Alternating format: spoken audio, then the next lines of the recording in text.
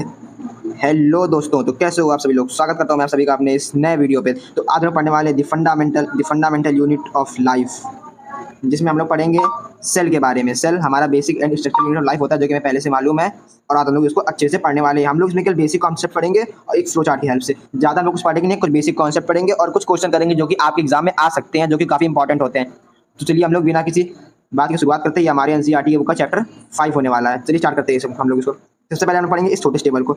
तो हम पढ़ेंगे सेल के बारे में। सेल हमारा basic structural and functional unit of life होता है और लिविंग ऑर्गेनिजम्स के लिए। मतलब सेल हमारा बेसिक स्ट्रक्चरल और फंक्शनल यूनिट होता है, जो कि हम लोगों को हम लोग को स्ट्रक्चर देता है और फंक्शन देता है। स्ट्रक्चर और फंक्शन देता है हम लोग को। तो हम लोग पढ़ेंगे, सबसे पहले पढ़ते हैं इसके बारे में, प्लाज्मा मेम्ब्रेन और सेल मेम्ब्रेन। देखो, प्लाज्मा और सेल मेम्ब्रेन बात एक ही होती है। Outermost covering of cell permits entry and exit of some material respectively permeable. देखो, ये हमारी आउटर मोस्ट कवरिंग होती है। मतलब मान लो ये हमारा कोई सेल है, ठीक है, तो ये इसकी एक आउटर मोस्ट कवरिंग होगी, जिसे हम लोग कहेंगे सेल मेम्ब्रेन या प्लाज्मा मेम्ब्रेन। तो ये हमारी आउटर मोस्ट कवरिंग होती है। सब मटेरियल और ये हमारे करती है, जो हमारे कुछ मटेरियल्स होते हैं उनको सिलेक्ट करती है कि कौन अंदर जाएगा और कौन अंदर और कौन नहीं आएगा अंदर। तो ये चीज़ को भी सिलेक्ट करती है, तो इसलिए हम लोग उसको सिलेक्टिवली परमेबल मेम्ब्रेन कहते हैं। ये चीज़ इंपॉर्टेंट है, ये क्वेश्चन भी आती है, इसे हाईलाइट कर लो भाई। ये काफी इंपॉर्टेंट चीज़ है हमारे एग्जाम के लिए, इसे हाईलाइट कर लो।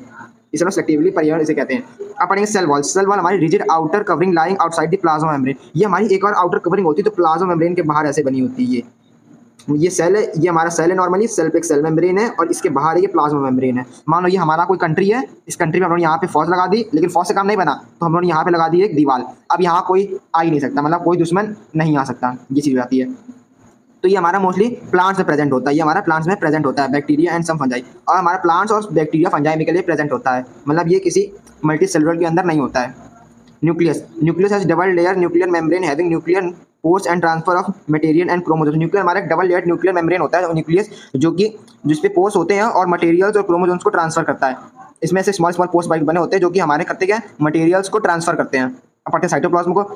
मतलब ये तो मैं आपको टेबल दे रहा हूँ, मैं इसका लिंक डिस्क्रिप्शन में डाल दूंगा, उसको आप पढ़ लेना भाई। इतनी चीज़ की बात याद कर लो, यही केवल पेपर में आनी है और उसके बाद से पेपर में कुछ नहीं आना है। और मैं कुछ क्वेश्चन करवाऊंगा, बाकी ये हमारा लेक्चर 1 है। हम लोग अगले लेक्चर में कुछ क्वेश्चन करेंगे। ये चैप्टर ज़्यादा नहीं, ज़्यादा 4 लेक्चर्स में आ जाएगा। 4 में से कोशिश करूँगा 3 में ले आऊँ। बस अब अच्छे से पढ़ना, मैं पूरा समझा दूंगा चैप्टर, अच्छे से आपको समझ में आ जाएगा। और जो इंपॉर्टेंट क्वेश्चन एग्जाम में आने वाले वो भी इसमें मिल जाएंगे। तो cytoplasm fluid content inside the plasma membrane and outside the nucleus. एक हमारा एक फ्लूइड टाइप जो हमारी जिस होता है कि एक फ्लूइड टाइप का होता है, जो कि प्लाज्मा मेम्ब्रेन के अंदर होता है। कहाँ गया, हाँ, इस प्लाज्मा मेम्ब्रेन के अंदर होता है और न्यूक्लियस के बाहर होता है। मतलब प्लाज्मा मेम्ब्रेन के अंदर होगा और न्यूक्लियस के बाहर होगा। भाई राइटिंग सही नहीं मेरी, क्योंकि इस पे मैं यहाँ से इससे लिखता हूँ। मैं आपको समझाने के लिए अच्छा लिख दे रहा हूँ, आपको समझ में आ जाएगा। बस पढ़ते सेल ऑर्गन के बारे में। Cell organ, these are the specialised membrane bound parts present in the cytoplasm. ये हमारे एक स्पेशलाइज्ड मेम्ब्रेन बाउंड्स होते हैं, जो कि हमारे साइटोप्लाज्म में प्रेजेंट होते हैं। साइटोप्लाज्म पढ़ लिया है, जो कि आपने ये साइटोप्लाज्म यही समझ लीजिएगा। और हम लोग पढ़ते हैं आगे। अब आते हैं हम टाइप्स ऑफ सेल में। जो ये सेल जो हमारे सेल ने पढ़ा, इस सेल के हमारे 2 टाइप्स होते हैं। कितने? 2 टाइप्स होते हैं। आइए 2 टाइप्स के बारे में पढ़ते हैं। पहला होता है प्रोकैरियोटिक सेल और दूसरा होता है यूकैरियोटिक सेल। तो आप पढ़ते हैं इसमें। देखो, इसमें सबसे ज़्यादा मोस्ट फंक्शंस क्या होता है, इसमें जो होता है हमारा न्यूक्लियस हमारा डिफाइंड होता है, यानी और इसमें हमारा न्यूक्लियस हमारा इसमें सॉरी, अरे यार गलत हो गया। इसमें न्यूक्लियस डिफाइंड नहीं अनडिफाइंड होता है। ये गलत, मैंने गलत बता दिया। इससे हमारा न्यूक्लियस अनडिफाइंड होता है इसमें, पर हाँ, इसमें हमारा न्यूक्लियस डिफाइंड होता है। हाँ, ये समझ में आ गया। चलिए, न्यूक्लियस इज डिफाइंड, इसमें मैंने बताया न्यूक्लियस में डिफाइंड होता है। भाई इंपॉर्टेंट, ये पहला पॉइंट याद कर जाना पेपर में। Nucleus is defined also called the nucleoid, और इसे हम लोग न्यूक्लियोइड भी कहते हैं। Cell membrane bounds organelles are absent. जिसमें मेम्ब्रेन बाउंड्स ऑर्गेनल्स होते हैं, ये हमारे एब्सेंट होते हैं और इसमें प्रेजेंट होते हैं। Cell organelles are membrane bound. इसमें जो सेल ऑर्गेनल्स होते हैं वही हमारे मेम्ब्रेन बाउंड होते हैं, जो कि इसमें प्रेजेंट होते हैं, बट इसमें होते ही नहीं, इसमें कोई होते हैं, इसमें एब्सेंट होते हैं। Nucleus is defined by nuclear membrane. जो हमारा न्यूक्लियस होता है वो डिफाइंड होता है, मतलब कि ये प्रेजेंट होता है। कुल मिलाकर इतना मान लो बच जाता है। पेपर में से लिख देना कि इसमें न्यूक्लियस अनडिफाइंड होता है, जो कि कुछ नहीं कर सकता, लेकिन इसमें डिफाइंड होता है, जिसके पास दिमाग होता है। आइए पढ़ते हैं अब हमारे classification of organisms based on sale composition. तो हमारे इसमें 2 टाइप्स के सेल होते हैं, यूनिसेलुलर ऑर्गेनिजम्स, मल्टी सेलुलर। देखो, साथ ही बात, यूनी मतलब एक और मल्टी माने मोर देन 1। बस इतना समझिए। अब मैं आपको मोटा समझा, तो ज़्यादा कुछ समझने की बात नहीं, और आपने पहले भी पता है 6, 7, 8 में पढ़ चुका है इसे। तो यूनिसेलुलर में जिनके पास एक सेल होता है, मात्र एक सेल से बने होते हैं ऑर्गेनिज्म, जैसे कि हमारा बैक्टीरिया हो गया और कुछ ऐसी चीज़ें हुई। और मल्टीसेलुलर ऐसी चीज़ें होती है जो ऐसे मतलब लिविंग बींग्स होते हैं, जो कि मोर देन वन सेल से बने होते हैं, जैसे कि प्लांट्स हो गए और एनिमल्स हो गए। हम लोग भी मोर देन 1 सेल से बने हुए हैं। चलिए हम लोग आते हैं, अरे यार, नेक्स्ट पे। चलिए, हमारा नेक्स्ट टॉपिक है ये, मतलब यही हमारा टेबल है। इस टेबल का भी सेकंड पार्ट आ गया। हमारा फर्स्ट पार्ट हमने इसको खत्म कर दिया। देखिए कितना छिछियाया है, लेकिन फिर भी सही है। ओहो, सॉरी। हाँ, चलिए आते हैं लोग नेक्स्ट पे। तो पहले हम लोग आज इसमें हम लोग पढ़ते हैं एंडोप्लाज्मिक रेटिकुलम। हमारा यही शुरुआत है, हाँ यही से शुरुआत। एंडोप्लाज्मिक रेटिकुलम क्या होता है? A network of interconnecting membranous tube like structure. ये हमारा एक नेटवर्क होता है जो कि मेम्ब्रेनस ट्यूब लाइक स्ट्रक्चर्स को इंटरकनेक्ट करता है और gives mechanical support to the cell. देखो जो पहला पॉइंट है इसे आप रट लो या फिर पढ़ो, इसमें इतना कोई प्रॉब्लम नहीं, लेकिन हाँ अगर आप सेकंड और थर्ड लिख लेते हो ना एग्जाम पे तो भी आपको नंबर मिल जाएंगे। ये बात सर, अरे सॉरी ठीक क्यों नहीं लग रहा, आज मेरा पेन भी नहीं काम कर रहा है। देखो ये हम तो सेकंड पॉइंट क्या है, ये हमारे मैकेनिकल सपोर्ट देता है, मैकेनिकल सपोर्ट। ये हमारे सेल को मैकेनिकल सपोर्ट प्रोवाइड करता है, ठीक है। और दूसरा क्या है, it is an anti cellular transport system for various substance. और ये ट्रांसपोर्ट सिस्टम भी है, ये एक टाइप का ट्रांसपोर्ट सिस्टम है। ये भी चीज़ याद करने की है। आप पढ़ते हैं वैक्यूल्स। वैक्यूल्स क्या होते हैं? Vacuoles Saif field vesicles bound with single membrane. ये हमारे सैफ फिल्ड वेसिकल्स होते हैं जो कि सिंगल मेम्ब्रेन्स के बाउंड से भरे होते हैं। Store water minerals and reserve food, maintain turgidity of cell. तो ये करते क्या है, देखो ये हमारे वाटर से मिनरल्स को स्टोर करके रखते हैं। हम लोग इसे स्टोर रूम भी कहते हैं एक टाइप से। अरे सॉरी, ओ माय गॉड, सही हो जा, हाँ सॉरी गड़बड़ हो गया थोड़ा सा, कोई दिक्कत नहीं है। हाँ ये हमारे स्टोर, इसे हम लोग स्टोर रूम भी कहते हैं, स्टोर रूम। चलो कल से पेन बढ़िया लेके मेरा पेन नहीं चलना। स्टोर रूम कहते हैं हम लोग, और जो कि हमारे सेल की ट्रेजिडी को मेंटेन करता है। ट्रेजिडी मतलब मैं बता दूं, ट्रेजिडी का मतलब होता है सूजन आ जाती है किसी में, तो सूजन से हमारे सेल को मेंटेन करके रखता है ये। आई नेक्स्ट पढ़ते हैं लाइजोसोम्स। अटेनी स्पेरिकल मतलब एक सर्कुलर टाइप का स्पेरिकल टाइप का होता है। Sac like structure also called suicidal bags और डाइजेस्टिव बैग्स। ये हमारा सुसाइडल और डाइजेस्टिव बैग इसे हम लोग कहते हैं। देखो ये सेकंड पॉइंट इंपॉर्टेंट है, इसे आप पेपर जरूर लिखना। अटेनी स्पेरिकल सेक लाइक स्ट्रक्चर हम लोग कहते हैं बस। ये डाइजेस्ट डेड और damage cells and organic substances. ये हमारे डेड और डैमेज ऑर्गेनिक सब्सटेंसेस को डाइजेस्ट करता है। लाइजोसोम पढ़ लिया। अब लोग आते हैं नेक्स्ट प्लास्टाइड्स में। प्लास्टाइड्स ये largest cytoplasm double membrane structures found mostly in plants. ये हमारे साइटोप्लाज्मिक लार्जेस्ट डबल मेम्ब्रेन होता है जो कि हमारे प्लांट्स में प्रेजेंट होता है। चलिए पढ़ते हैं आगे।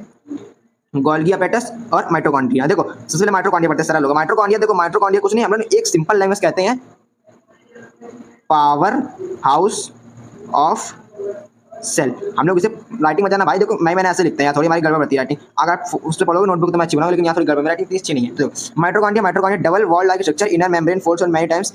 देखो एक डबल वाल स्ट्रक्चर होता है जो कि इनर मेम्ब्रेन को काफी टाइम फोल्ड करोगे तब बनता है हमारा माइटोकॉन्ड्रिया, ठीक है। Also called power of cell, मैंने बोला ना पावर ऑफ सेल। ये इसका मेन फंक्शन, आप ये लिखोगे ना पावर ऑफ सेल तो भी आपको नंबर मिल जाएंगे। इसे लिख दो, it is known as power of cell because it oxidise food to release energy in the form of ATP essence triphosphate, ठीक है। माइटोकॉन्ड्रिया में पढ़ चुका है। अगले पढ़ते हैं गोल्गी एपेटस में। Membrane flattened sacs tubes vesicles. जो हमारा ये मेम्ब्रेन फ्लैटेंड सेक्स है उनको ट्यूब से वैक्साइल्स को हम लोग कहते हैं, मतलब ये, ठीक है। अब ये secretory cell organelle and transport substances, ये हमारे सब्सटेंस को ट्रांसपोर्ट करता है। इतना देखो ज़्यादा, देखो मैं बताऊँ ज़्यादा पेपर में कठिन लिखने की जरूरत नहीं, जितना मैं समझा रहा हूँ आप उतना भी लिख लोगे ना तो नंबर ठीक ठाक मिल जाएंगे आपको। देखो इतना कठिन देखो, लेकिन हाँ सीबी आप कुछ हार्ड वर्ड्स लिख दो, जैसे मैं बताऊँ, देखो जैसे ये मेम्ब्रेनस फ्लैटेंड सेक्स क्रिस्टियनस, इस वर्ड को लिखो, और ट्यूब्स वेसिकल्स ऐसे कुछ वर्ड्स लिखो। Secretory cell organelles and transport substances, ये लिखो। सिंथेसाइज सेल वॉल, ये हमारे सेल वॉल को सिंथेसाइज करता है। और plasma membrane of peroxisomes along with various substances peroxisomes करता है। हाँ आप लोग माइटोकॉन्ड्रिया में पढ़ लिया। हाँ आप लोग पढ़ते हैं आरईआर और एसईआर, रफ एंडोप्लाज्मिक रेटिकुलम और स्मूथ एंडोप्लाज्मिक रेटिकुलम। देखो मैं सबसे बता दूं, ये दोनों चीज़ें हैं, ये चीज़ें, अरे सॉरी मेरा पेन क्यों नहीं चलता, ये इसके पार्ट्स हैं, ये दोनों इसी के एंडोप्लाज्मिक रेटिकुलम के पार्ट्स हैं। अरे यार हाँ ये इसके पार्ट्स है। चलिए नेक्स्ट पढ़ते हैं। Has ribosomes attached to outer surface which synthesise protein. देखो ये इसमें outer has ribosomes attached to outer surface, इसमें जो राइबोसोम्स होते हैं वो हमारे आउटर सरफेस में प्रेजेंट होते हैं, आउटर सरफेस में प्रेजेंट होते हैं, जो कि प्रोटीन को जो कि हमारी प्रोटीन को सिंथेसाइज करते हैं। और smooth endoplasmic reticulum as smooth surface devoid of ribosomes and synthesise lipids, जो कि हमारे लिपिड सिंथेसाइज करते हैं, ठीक है। मतलब देखो इसमें इंपॉर्टेंट चीज़ क्या है, जो हमारा रफ एंडोप्लाज्मिक रेटिकुलम होता है ये करता है हमारी, अरे यार हाँ ये हमारे प्रोटीन को सिंथेसाइज करता है, लेकिन जो स्मूथ वाला होता है, स्मूथ वाला हमें लिपिड्स को सिंथेसाइज करता है। बस ये इंपॉर्टेंट चीज़, ये लिख दोगे नंबर मिल जाएंगे। क्रोमोप्लास्ट, ल्यूकोप्लास्ट और क्लोरोप्लास्ट, ये इंपॉर्टेंट नहीं पढ़ लेते हैं। ये देखो ये सबसे सरल चीज़ है ये भाई, इन्हें तो रटने की पढ़ने की जरूरत नहीं, आप एक बार पढ़ोगे तुरंत याद हो जाएंगे। कलर प्लास्टाइड, ये हमारे कलर प्लास्टाइड्स होते हैं जो कि फ्लावर से प्रेजेंट होते हैं, क्रोमोप्लास्ट, ठीक है। और ये कलरलेस प्लास्टाइड होते हैं जो कि हमारे फूड को स्टोर करते हैं। और ये क्लोरोप्लास्ट होते हैं, क्लोरोप्लास्ट क्या करते हैं, ये हमने कोलोफाइज सेकंड होता है और ये फोटोसिंथेसिस में टेक प्लेस करते हैं। बस ये हमने पढ़ लिया है हम लोगों ने फंडामेंटल यूनिट लाइफ, मतलब हमने, अरे सॉरी हाँ हमने सेल के बारे में इतना काफ़ी हद तक पढ़ लिया है। चलिए हमने एक बार रिवाइज किया था हमने क्या क्या पढ़ा है। अभी हमने बेसिक कॉन्सेप्ट एक फ्लो चार्ट के बेसिस से पढ़ा है, cell structure and function unit of life, components पढ़े, components plasma membrane, cell wall, nucleus, cytoplasm, cell organelle पढ़ा है। भाई देखो मेरी बुरी में थोड़ा चीज़ आता ज़्यादा, थोड़ा एडजस्ट कर लेना है, लेकिन हाँ समझ में बढ़िया आपको आ जाएगा। टाइप्स ऑफ सेल में प्रोकैरियोटिक, यूकैरियोटिक, और क्लासिफिकेशन में यूनिसेलुलर और मल्टी सेलुलर पढ़ा है, ठीक है। मतलब रिवाइज कर लेते हैं हमने क्या क्या पढ़ा, उसका हम लोग क्वेश्चन आंसर्स पे आते हैं, ठीक है। ओहो सॉरी हाँ थोड़ा गलत हो गया, हाँ आगे पढ़ते हैं। हाँ एंडोप्लाज्मिक रेटिकुलम पढ़ लिया, वैक्यूल्स पढ़ लिया, लाइसोसोम्स और प्लास्टाइड्स, माइटोकॉन्ड्रिया जो कि आता है पावर ऑफ सेल, और रफ एंडोप्लाज्मिक रेटिकुलम जो कि इसके पार्ट्स हैं, और गोल्गी अपैरेटस और क्रोमोप्लास्ट, ल्यूकोप्लास्ट और क्लोरोप्लास्ट, ये दोनों प्लस, ये सब प्लास्टाइड्स के पार्ट्स हैं। ठीक है, ये इतना पढ़ चुके हैं हम लोग। सही है, आते हैं हम लोग अपनी नेक्स्ट स्लाइड में। और नेक्स्ट स्लाइड ये है, who discovered cells and how. तो देखिए, ये हमारा फर्स्ट क्वेश्चन है, cell were first discovered by Robert Hooke in 1665। He examined that the slice of cork under a self-made microscope saw a magnetic hollow space and looked like a honeycomb। and देखो इस पे समझाने की बात नहीं, मैं देखो मैं आपको समझा दे रहा हूँ कैसे क्या हुआ। तो सुनो, तो इसका बात ये, देखो जो सेल था वो रॉबर्ट हुक ने डिस्कवर करा था 1665 में। उनने उनने पेड़ स्लाइस, जानते हो स्लाइस ऑफ कॉर्क क्या होती है, जिसे हम लोग कहते हैं फो, हाँ छोटा लिखूंगा, ठीक है। जिसे हम लोग कहते हैं पेड़ की छाल। ये हमारे पेड़ की छाल होती है, जिस पे उन्होंने देखा था कि एक ऐसे स्ट्रक्चर्स थे, ऐसे। देखो आपको एनसीईआरटी में पढ़ा होगा, तो मैं रफली बना दे रहा हूँ, जिसमें ऐसे टाइप के स्ट्रक्चर दिखे थे, तो उसको इन्होंने नाम दिया था small room, in small room Latin. उन्होंने उसको लैटिन भाषा में स्मॉल रूम बोला था। हमारे नेक्स्ट, चलिए हम लोग आते हैं अपने नेक्स्ट क्वेश्चन में। Why the cell call the structural and functional unit of life. मतलब हमारा जो सेल होता है उसे हम लोग structural and functional unit of life क्यों कहते हैं। Our living organisms are made up of cell. जो हमारे सारे लिविंग ऑर्गेनिज्म्स होते हैं वो सेल के बने होते हैं। This shows that this cell is the structural unit of life. इस ये में शो करता है कि जो हमारा सेल है वो हमारा स्ट्रक्चरल यूनिट ऑफ लाइफ है, जो कि काफ़ी सारी कैपेसिटी को परफॉर्म करता है और काफ़ी सारी चीज फंक्शंस को परफॉर्म करता है। उसमें काफ़ी कैरेक्टरिस्टिक्स होते हैं, जो कि जैसे कि हमारी ये हो गया, हाँ फाइगोक्रेटिक सेल, जो कि हमारे अनवांटेड और फॉरगन पार्टिकल्स को किल करता है, जिसे हम लोग वाइट ब्लड सेल्स भी कहते हैं। सॉरी कहते नहीं, इसका एग्जांपल है वाइट ब्लड सेल्स आ जाएंगे सब। और जैसे ये हो गया, हाँ pancreatic cell, small injection cell, liver cell, मतलब हर एक सेल का अलग अलग काम होता है, इसलिए हम लोग सेल को structural and functional unit of life कहते हैं। Why do substance like CO2 and water move in the out of cell discuss. देखो इसमें हमारी सबसे बड़ी चीज़ पता है क्या होती है। देखो इसमें ये होता है increase inside the world compare to, हाँ कि ये है reason of high concentration to low concentration. देखो अगर CO2 का लेवल हाई कंसनट्रेशन में होगा तो फिर वो उसके बाहर होगा न्यूक्लियस सेल के, और अगर उसका लो कंसनट्रेशन में होगा तो फिर वो उसके अंदर होगा। ये चीज़ हो जाती है। तो सेम ऐसे ही हमारा वाटर का होता है, ठीक है। हम लोग पढ़ते हैं wise plasma membrane called selectively permeable membrane. तो हमारा प्लाज्मा मेम्ब्रेन होता है तो सिलेक्टिवली परमेबल मेम्ब्रेन क्यों कहते हैं। Plasma membrane is called selectively permeable membrane because it allows the movement of only selected molecules across it. तो इसे हम लोग plasma membrane selectively permeable membrane इसलिए कहते हैं क्योंकि केवल ये कुछ मॉलिक्यूल्स को जाने देता है अपने आसपास। जैसे हमने, हाँ अभी मैंने आपको शायद लास्ट स्लाइड में बताया था, ये देखो बताया था प्लाज्मा मेम्ब्रेन सेल मेम्ब्रेन, इसे हम लोग सिलेक्टिवली परमेबल मेम्ब्रेन इसलिए कहते हैं क्योंकि ये केवल इंपॉर्टेंट चीज़ों को अंदर जाने देता है, बाकी सबको बाहर भगा देता है, अंदर नहीं जाने देता है। इतना हम पढ़ लिए, चलिए चलते हैं अंदर, सॉरी हाँ अंदर ही चलते हैं। क्वेश्चन नंबर 5 देखो मैं कट कर देना, इसको कोई मतलब नहीं, इसको बाद में जो डिस्क्रिप्शन में लिंक डालूंगा उस पर उससे देख के कर लेना, इसका कोई मतलब नहीं, ठीक है। हाँ हमारी यही है। Question number 6, why you name the two organelles we have studied that contains. देखो इसका आंसर प्लास्टाइड या माइटोकॉन्ड्रिया, ठीक है। इफ द ऑर्गेन, देखो भाई जो देखो मैं काम के आंसर से मैं वही आपको बता रहा हूँ, फालतू के आंसर्स में टाइम वेस्ट करना बेकार है। तो अगले क्वेश्चन करते हैं, if the organisation of a cell is destroyed due to the some physical और chemical influence what will happen. देखो अगर हमारे सेल ऑर्गेनल्स जो है वो डिस्ट्रॉयड हो जाएंगे किसी चक्कर में तो क्या होगा। देखो तो सब सीधी बात है, जो हमारा सेल है वो डेथ हो जाएगा, क्योंकि देखो अगर वो डैमेज हो जाता है तो हमारा सीधी बात है सेल अपना काम करना स्टॉप कर देगा, और रिजल्ट क्या होगा, सेल हमारा डेड हो जाएगा। बस यही है। देखो बाकी उसको थोड़ा अच्छे से प्रॉपरली समझाया गया, लेकिन कोई दिक्कत नहीं, इतने समझ लो बहुत है।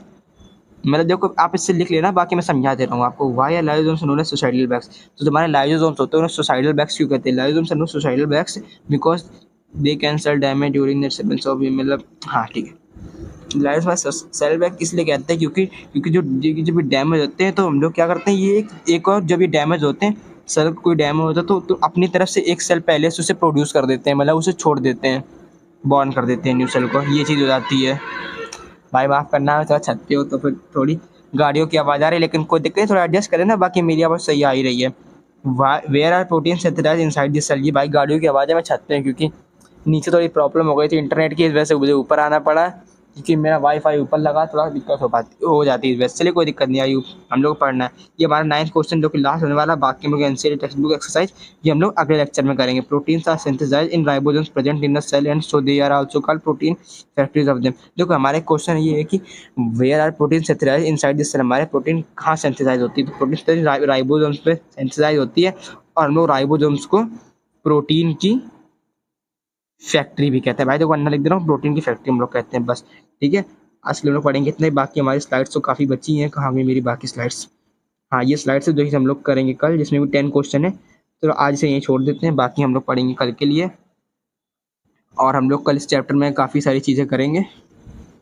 कुछ कुछ कुछ क्वेश्चन बाकी रहेगा, लेकिन हाँ आप कमेंट में बताइएगा आपको मेरा वीडियो कैसा लगा। अगर अच्छा लगा तो लाइक करें, सब्सक्राइब करें, और हम लोग मिलते हैं। और हाँ बताइएगा कि क्या कमी और क्या चीज़ मुझे इम्प्रूव करनी चाहिए, क्योंकि ये मेरा